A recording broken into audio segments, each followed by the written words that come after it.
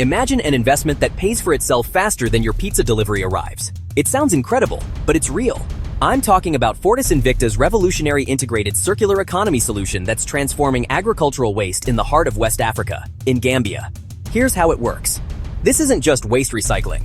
It's a complete, self-sustaining, integrated system. You've got a modular refinery, a halal abattoir, fruit and vegetable dehydration units, all working together in perfect harmony.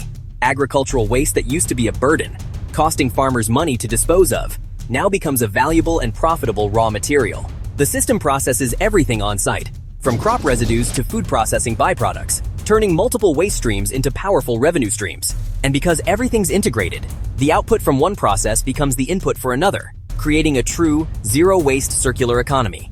The result?